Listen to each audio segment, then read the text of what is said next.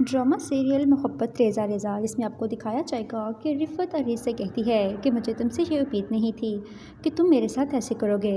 تم تو مجھ سے کہہ رہے تھے کہ تم یہ ساری پراپرٹی میرے نام کروا رہے ہو، مگر تم نے تو دھوکے سے ساری پراپرٹی اپنے نام کروا لی۔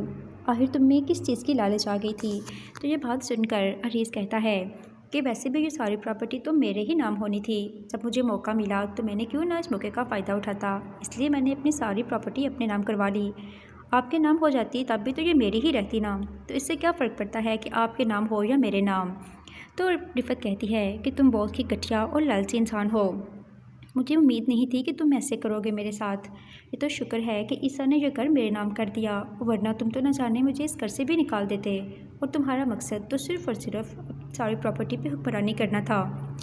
تو یہ بات سن کر عریض کہتا ہے کہ اگر آپ کو اتنی ہی ہمدردی ہے عیسیٰ سے تو آپ چلے جائیں اس کے پاس، مجھے جو ٹھیک لگا میں نے وہ کیا۔ اگر آپ کو میری خوشیوں میں راضی ہونا ہے تو ہوں، ورنہ اس بات کی بھی کوئی پابندی نہیں ہے۔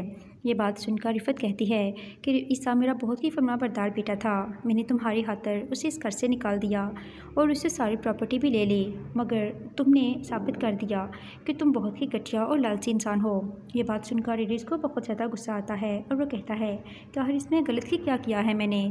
جب یہ ساری پراپرٹی میری ہی تھی تو میں نے لے لی، تو اس سے کیا فرق پڑتا ہے؟ تو رفت کہتی ہے کہ میرے پاس یہ ساری پراپرٹی تمہاری ہی ہونی تھی۔ تو عریض کہتا ہے تو کیا میں اس وقت تک انتظار کرتا رہتا کہ آپ کے بعد یہ پراپرٹی مجھے ملے؟ جب موقع ملا تو میں نے اس کا فائدہ اٹھا لیا اور یہ ساری پراپرٹی اپنے نام کروا لی۔